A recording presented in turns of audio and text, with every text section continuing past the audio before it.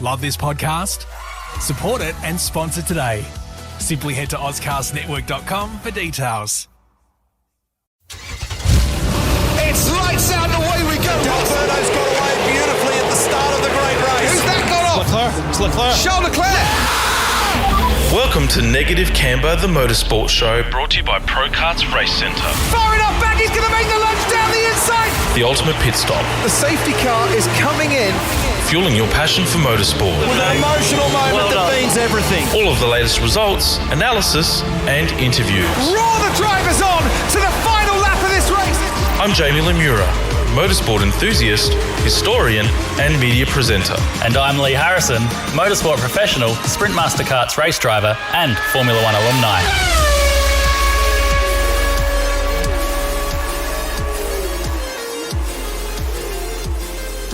Welcome to Negative Camber, the motorsport show. We are in the Premier Racing, or Newline Racing pit area with Tim Slade, one of the, I suppose, longest-serving V8 supercar drivers on the grid, but also Adelaide born and bred. Tim, welcome to the show. Thanks for having me. No worries, our pleasure. Look, firstly, I guess we'll start with just getting a little bit of profile about you. I mean, you know, who is Tim? How did he get into motorsport? And really, what kind of makes you tick? I guess got into racing through Dad. He's still a massive fan of the sport. Loves his cars. He did a little bit of driving, back in the day, but nothing sort of too serious. You know, between some circuit racing and rallying and rallycross. So I guess when you kind of grow up. With your dad having an interest, whether it's on TV at home or going to racetracks when he was racing. Not that I really have many memories of that, or just going to racetracks with him. As a fan, like I do have lots of memories of coming here to Adelaide with Dad for both the Grand Prix and Clipsal. And then Dad bought. Well, I actually had a little Pee Wee 50 motorbike when I was, 4 or 5 or something, and then got a go-kart for my 9th birthday. Dad actually bought 2 go-karts, one for me, one for himself, but I think he only used his a couple of times, and all the focus was on me. And then, karts, for about 8 years, traveling the countryside with Dad, and then actually had a fairly long transition from karts to cars, just because we didn't really have the money to do go-karts properly, let alone cars. So I actually moved to Melbourne when I was 18 or 19, just to try and get my career going, because we got to the point where we just couldn't really afford to do anything more. And there wasn't really much of a racing industry in Adelaide back then. It's still not amazing, but it is a hell of a lot better. I think with I guess this event's been around for a long time, but I think with the Bend has really strengthened the racing industry here in Adelaide, as well as there being some other professional teams here. So worked in Melbourne for Sonic Motor Racing for 3 or 4 years. The last year there, I did my own Super 2 team, and then my first year in the main championship was 2009, and I moved to the Gold Coast to do that with Paul Morris Motorsport, and I've lived on the Gold Coast ever since. So running your own Super 2 team, I mean, that would have presented its own challenges, I guess. I mean, can you describe or expand upon what some of those were, perhaps? Again, we just did it the way, the best way that we could with, I guess, the budget that was there. So I was lucky enough, throughout a lot of my career that James Rosenberg, who's a fellow South Australian, supported me, and he did for a number of years after that year in the development series. So he actually bought me a car to race in, which was an ex-Perkins car.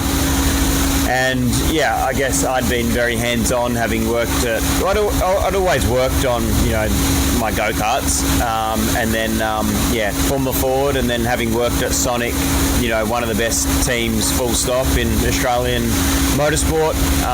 Having worked there for 3 or 4 years, I guess my knowledge at the time, I was pretty confident in pulling a car apart and putting it back together, doing things properly and the way it all should be.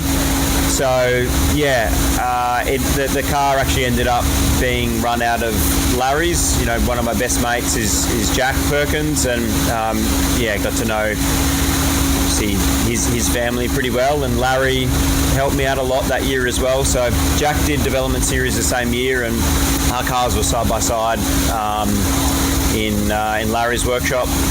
So yeah, I mean, when it comes to gearbox rebuilds, engine rebuilds, some repairs from time to time, Larry was a massive help that year, and definitely couldn't have done it without his help as well. But I guess I just did the preparation of the car in between events, and then Dad came across from Adelaide with a truck, and drove it to the racetracks and just got a few ring-ins for the weekends, and it's kind of how it rolled, really. I reckon there's so much elements of karting that still gets through into the upper echelons of motorsport in terms of prep.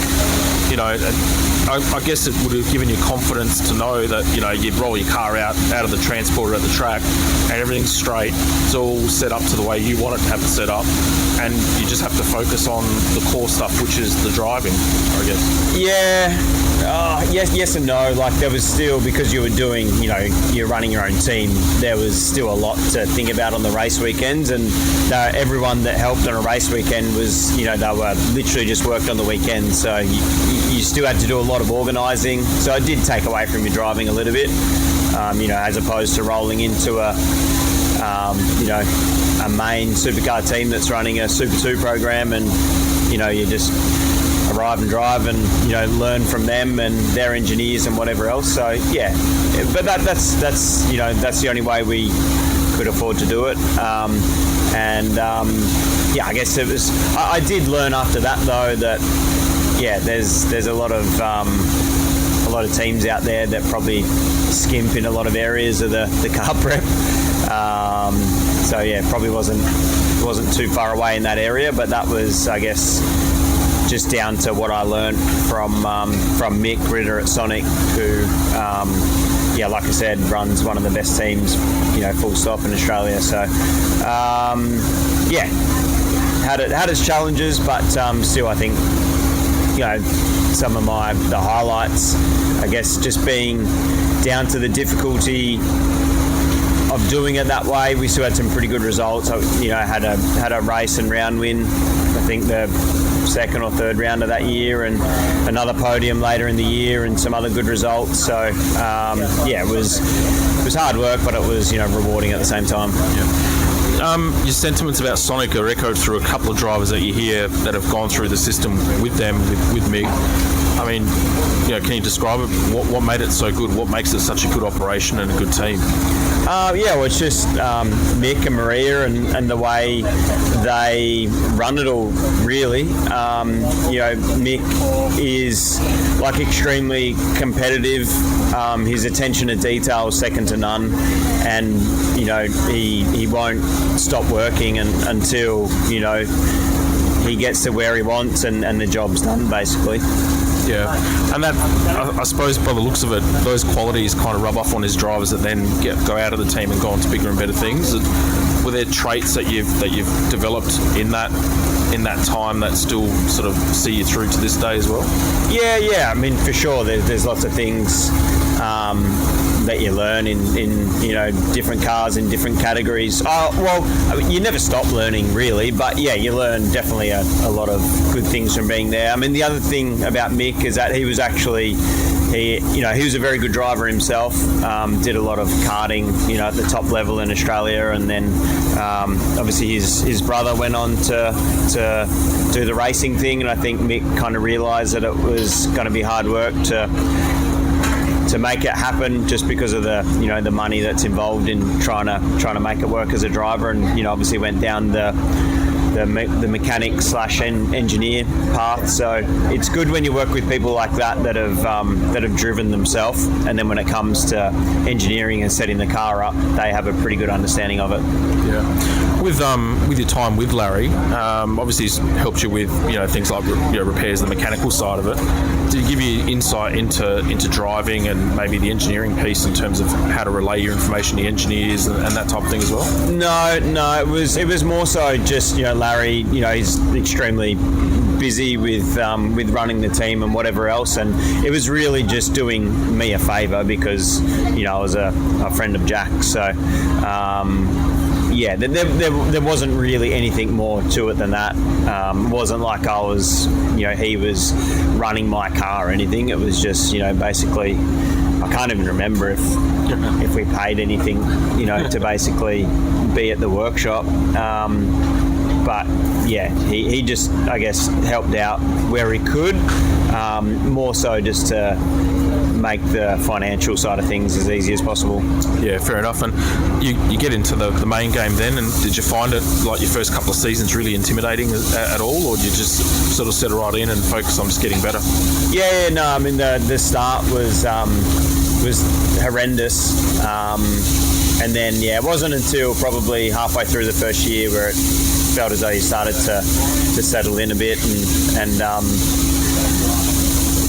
I guess do what you wanted to do basically, and then I went to SBR after that, and that took a little bit of settling into as well. And again, it was probably not until like the second half of that year and until you kind of got going. Yeah.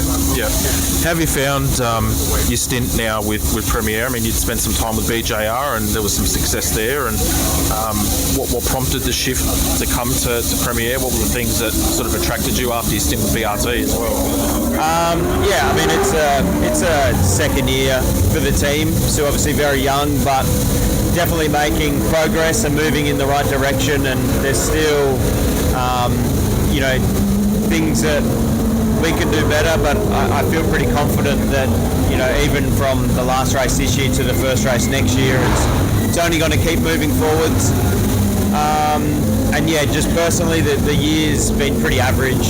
We had, I think, pretty good speed in the first however many events, just didn't capitalise through a few different, things not going the way it should, and then we've just struggled a bit for the speed of late. So this weekend I guess would love nothing more than to finish a year off on a good note, but also be kind of happy to get it done and close the chapter. Well, not the chapter, but finish a year and start fresh next year. Yeah, fair enough.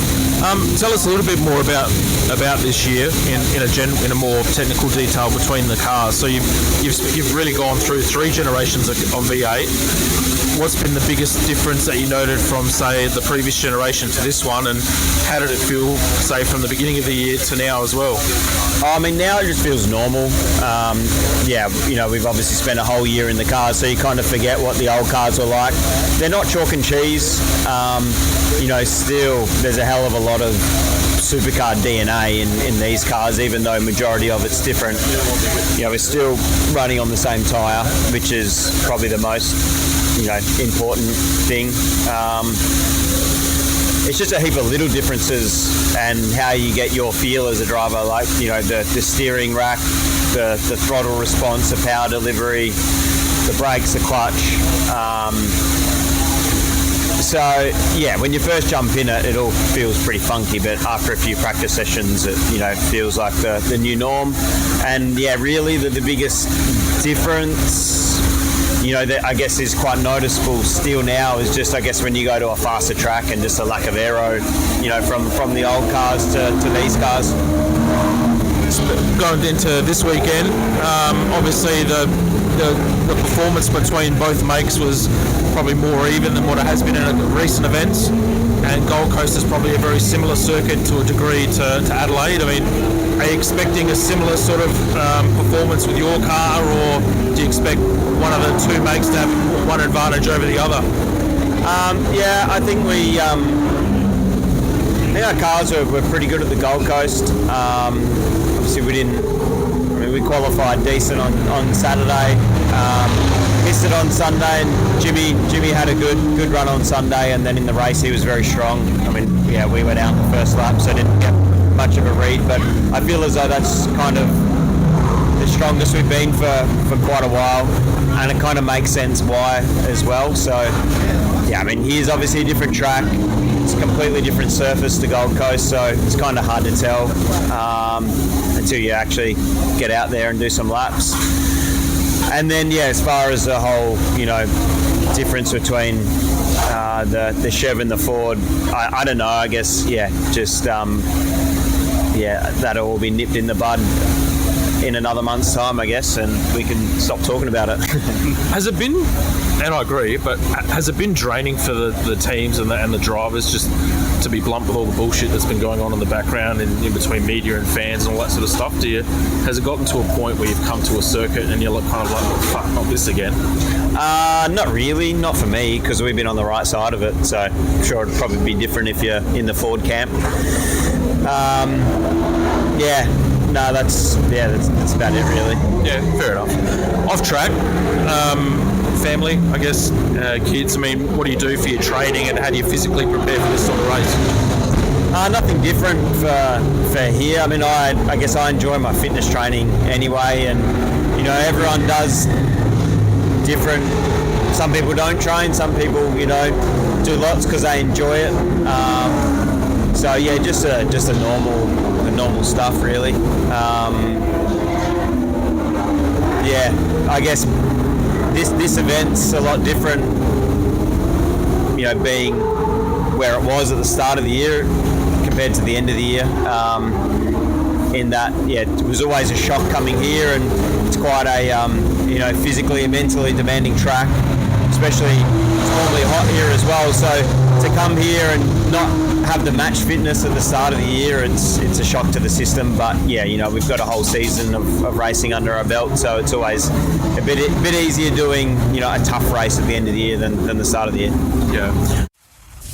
Follow us on socials, join us on our website, negativecamber.co, and be sure to subscribe to the Negative Camber Club for access to exclusive content, episode previews, and special deals from our amazing partners.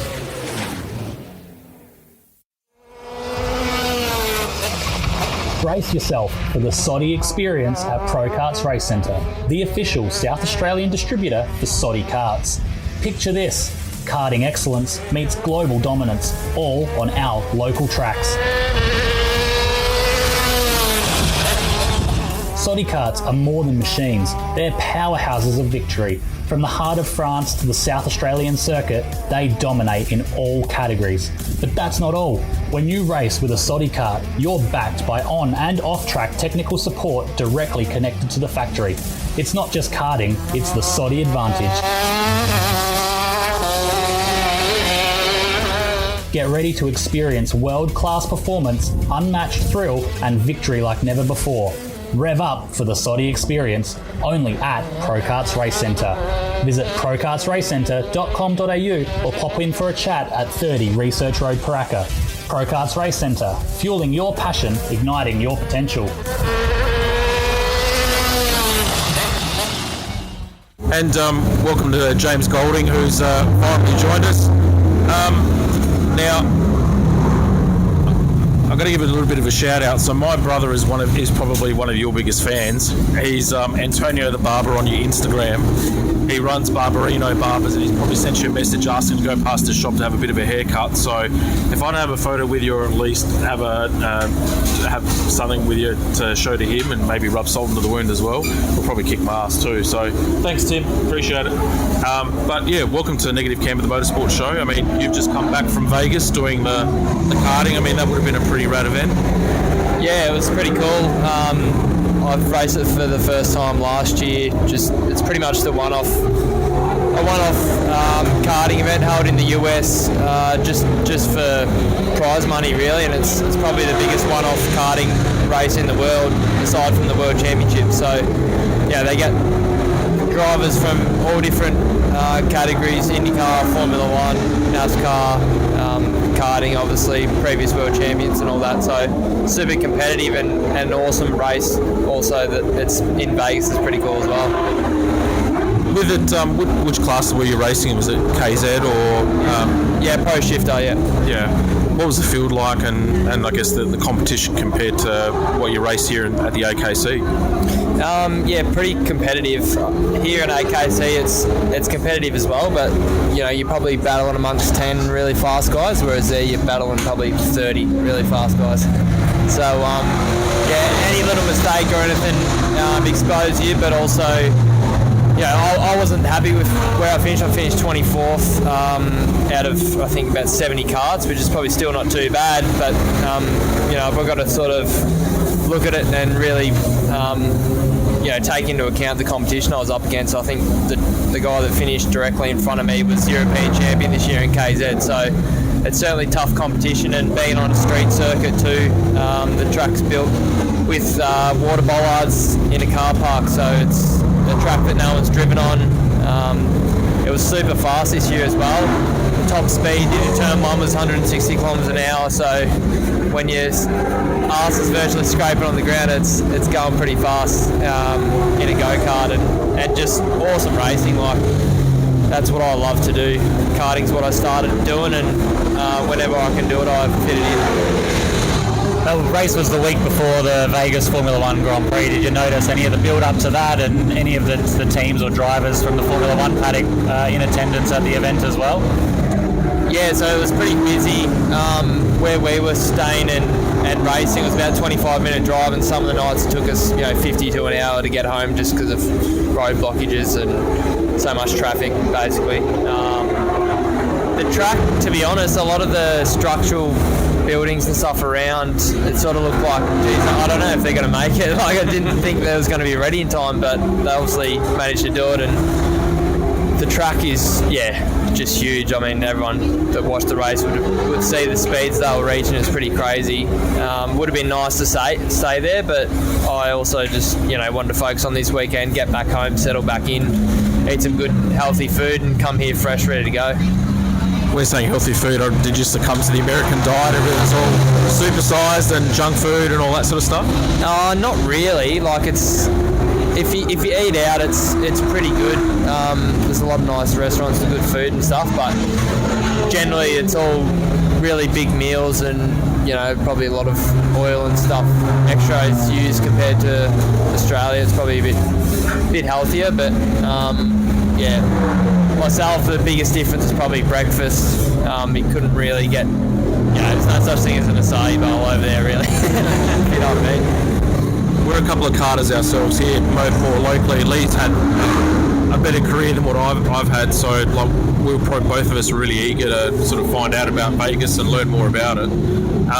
In terms of things like grip and that type of thing, I mean, over in the European circuits, it's gripped up to no end, and Australia's almost the opposite to some degree. What was it like over there? I mean, was it really slippery, or was it similar to some of the conditions you faced here? No, it was different. To be honest, it was really slippery, never really gripped up at all. So I'd say Europeans' tracks and tyres they use are really grippy, and they get massive rubber build-up. Australia's probably, I reckon, halfway. We still got a fair bit of rubber, but nothing compared to the Europeans. And then the US, the tyres pretty hard and pretty slick track, so it literally didn't really rubber up at all, maybe like 10-20%, but if you said there's no rubber, you'd believe it. Like, it was just slippery the whole time. It was a lot of the setups we had in the car was to suit a slippery trail. It was almost like wet setup but in the dry sort of thing. So trying to get the tyre to turn on, and also being in the desert, the track cools off a lot at night, so that was tricky to manage as well. But obviously a little bit of experience from last year helped. Moving forward to this weekend, we're here in Adelaide, and it's a bit of a stark contrast in weather conditions, bucketing with rain. How do you prepare for a race here in Adelaide in the wet weather, and what are you looking forward to for the weekend? It's difficult. I think the main thing coming into a weekend like this, where we don't really know what's going to happen in terms of weather and all that sort of stuff, it's trying to manage our session planning and all that stuff the best. We've got obviously a dry plan which we want to stick with, but as soon as the weather comes into it, pretty much all goes out the window. And we've actually got a new wet weather tyre this year, so we want to try some things with that. If it's wet, there's a few test items there, so we'll focus on that. But looking at it now, I think it's going to be a bit of a lucky draw going into maybe qualifying. There might not be much dry raining, it might just be straight on, it might even be wet qualifying as well. So yeah, you can't sit back and go, it's going to dry up, there's no point driving around in the wet and risking the car. But if it's wet and qualifying, then you'll be scratching yourself thinking, geez, we should have done some laps.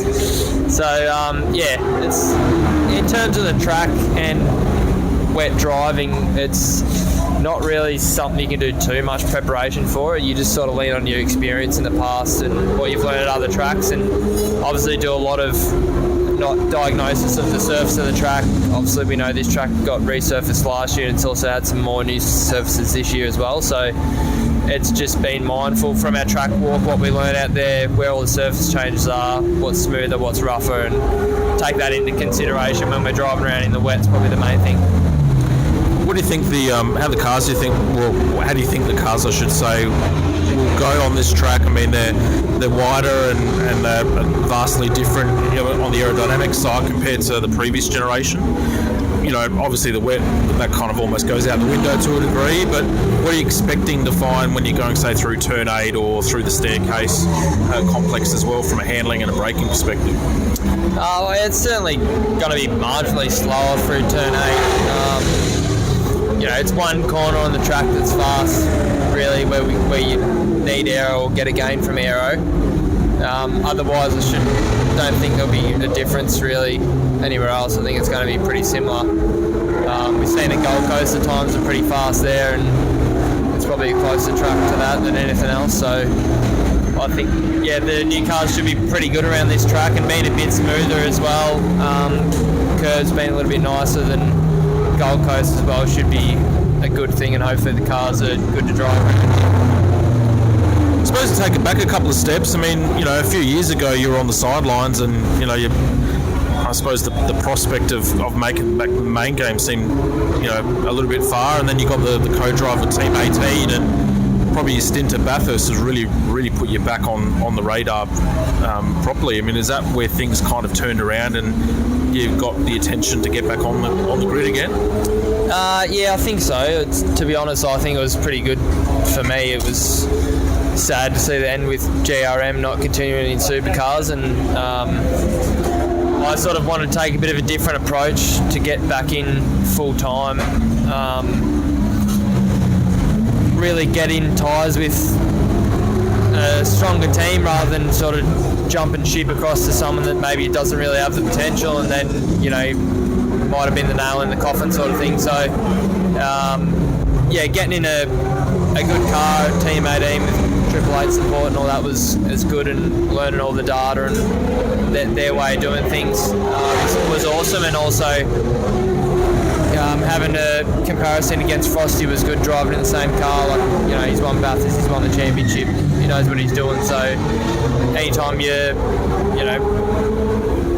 performing well against him, it's going to be good for your career. So that, I think, gave me a good leg up, and then it was just about finding the next opportunity that could really lead to something great. And I still kept racing S5000, which I think is what really kept me sharp and kept me on the money driving wise. So I've got to thank Gary Rogers for that as well. And really just kept the doors open, kept talking to all the teams and trying to find opportunities, and basically kept pushing. But I think that time out really helped me refocus and realise maybe weaknesses in my driving and things that I need to improve on, and also reignite the fire inside to get to the front and get podiums and win races pretty much. So at the end of the GRM era, it was a little bit dismal in terms of results, just because of the focus shifted away from supercars to other categories, and the time wasn't being spent on going fast, and results are never going to come. So it was kind of the right thing for both myself and Gary to not continue on. It was not really leading to anywhere. And I think it was actually good to have the break because I sort of lost the love for the sport a bit at that point and managed to gain it back now that I've joined Premier New Line Racing. When you're saying you lost the love of the sport, was it more the politics or just the results or a bit of everything? Oh, just the results. Like anything you do, if you're not doing well at it, you know, you could be playing soccer. If you're losing all the time and you're the worst player, well, you know, you're not going to be having fun, are you? So, you know, everyone goes, oh, it'd be awesome to race supercars, but if you're in there and not going well, it's no different to anything else. You know, you see it with famous musicians and stuff, and if they go down a rabbit hole of not going well, doing successful things and being as good as what they used to, they start not enjoying it, and you think they should be the happiest people alive. They got all the money and previous success, you know, but it's what you're doing now, and if you're not enjoying it because you're not doing well, then there's no point in continuing. I listened to a podcast recently of Richie after Bathurst, Richie Stanaway, and he was talking about how much these current cars remind him of when he raced F2 in terms of tyre management and that type of thing as well. Whereas other drivers in the pit lane just want to go flat out, balls to the wall, and you know, no tyre deg and all that sort of stuff. I mean, you seem to have, out of the two between you and Tim, you've seemed to have had the better speed overall over the course of the year. Bathurst obviously being a highlight as well. I mean, what is it that you like about the cars? What do you find complements your driving style and the like as well? Yeah, it's definitely a different driving style to the old car. It's a little bit more point and shoot. The other car was a lot more of a flowy car and really specific driving style to the Triple 8 setup as well. I don't know what the other cars were like, but yeah, it was a fair change up this year and different mindset going into how to extract the lap time out of the car. And I think the driving style you're required to be at the front in these cars is a lot more suited to my natural driving style. What I initially learned when I got into circuit racing through Formula Ford and that sort of thing. So probably more similar to karting as well, I think, as well. Whereas yeah, the older generation car really had a specific driving style, and I don't know, you'd kind of need to do some things that you wouldn't think. It's kind of away from the basics of motor racing, really. Yeah. In my opinion. Yep. Off track, you're a bit of a DJ over here, or you were. You still spinning the decks, or? Yeah, mate. Yeah, still doing it when I can fit it in. Yeah. What sort of music are you or house or drum and bass or a bit of everything? Yeah, a bit of everything really, yeah. House, techno, drum and bass, so like a bit of everything. Mainly play probably more house. I've played a few bars here and there and a couple of clubs, so I play a bit of techno as well in Melbourne. So yeah, it's good fun. Yeah. Is that something you still do, like even in between races, or have you kind of taken a step back a little bit because of your role here? Yeah, I do it whenever I can fit it in, really. You know, I'll do it up to the weekend before an event. But yeah, obviously not on the same weekends, you know, ultimate focus for racing. But yeah, it's good interest of mine to, you know, focus on and help improve on as well. You know, it's actually got a lot of similarities to racing in terms of time and how quick and management and all that sort of stuff. So you've only got a certain amount of time the track's playing for to decide what you're going to play next, and it's got to work, and you got to, you know, suss out what everyone's feeling and make sure you play the right song. Where it's the same kind of thing when you're racing, you know, making the right decision of playing when you pass someone and, you know, working against the clock to see how quick you can get a lap done. So it's all similar brain processes, but in a different way. But yeah, I just love doing it because I've always loved music and love sharing what I find good music and sharing it with other people and seeing them enjoy it. That's the main reason why I started doing it, because I really got into the scene myself. I love going out and listening to the music, and I just wanted to share my own music that I've collected over the years basically with other people, and that's the main reason why I do it, to see smiles on their faces. That's what makes me enjoy it. Do you get people come up to you at the gigs and stuff like that and recognise you as like, hey, James Golding, the V8 Supercar driver? Yeah, sometimes. Sometimes I do, yeah. I think sometimes people might recognise it, but they won't say anything. But yeah, every now and again I do. And it's probably, I post it all on my social media as well, so, people can see if I'm going to be playing here, there and everywhere, so they might pop down and check it out. I actually had one last Saturday, just played at a bar in Broadbeach, and had someone come up to me and said they've been watching the race and I'm doing awesome and all this stuff, so yeah, it was pretty cool. I can assure you it wasn't my brother. He probably would have been the one that would have done it if he'd given the opportunity as well, so yeah. No, it's mate, it's been a pleasure to have you on. We're mindful of your time. You haven't got any other questions? Best of luck this weekend, and fingers crossed that you're at the end of the year on the high, and onwards and upwards for next year. And yeah, we'll see. Maybe we jag a win, or title aspirations on the horizon pretty soon, I'd imagine. Yeah, it's right. You want to keep building. As a team, we've continued to do that. We've had our ups and downs, but there's been points where we've had to make changes that don't progress straight away. So you got to take a little bit of short-term pain for long-term gain, and we've got the long-term plan in place. We've just got to keep digging and keep pushing. But yeah, ultimately we wanted to get to that point of podiums and race wins, and I know Peter wants to get to championship and Bathurst and all that sort of stuff, as we all do. So yeah, we're not here for a picnic, we're here to get to the top. It's just a matter of time. Actually, on that, before we wind it up, Peter's a drag racer, and what's he like to work for? I mean, he's come on the scene, and if you weren't renowned in the drag racing scene, you wouldn't even know who Peter Zibris is. What's he like to work for? Is he, what's his expectations of drivers outside of winning and that type of thing as well? Oh, Peter's awesome to work for, I've found. He's a pretty down-to-earth guy. Like, he gives you every opportunity you need. He's always said to me, if you ever need anything, just pick up the phone and ring me and tell me, and we'll make it happen, because he wants to give the team every opportunity possible. If it gets to a point where something's not working, he'll make a change, which is fair enough.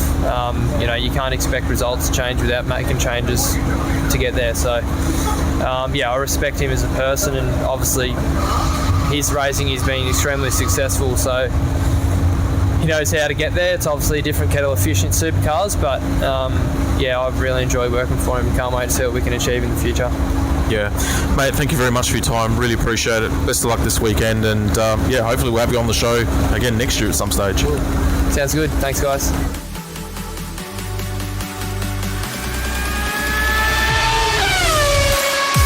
You've reached the checkered flag of another episode of Negative Camber the Motorsport Show, proudly brought to you by ProKarts Race Centre. A huge thank you to you, our incredible listeners. Your support and passion for motorsports fuels our enthusiasm to bring you the latest results, analysis, and interviews from the racing world. Keep that FOMO at bay by subscribing to Negative Camber on your favourite podcast platform. We'd also love it if you could leave us a review and share the show with your fellow racing enthusiasts. Your feedback and support mean the world to us. Remember, Negative Camber is more than just a podcast. We're a community of dedicated fans who live and breathe motorsports. Follow us on socials, join us on our website, negativecamber.co, and be sure to subscribe to the Negative Camber Club for access to exclusive content, episode previews, and special deals from our amazing partners. Until next time, stay fueled with passion, embrace the Negative Camber, and keep chasing those podium finishes.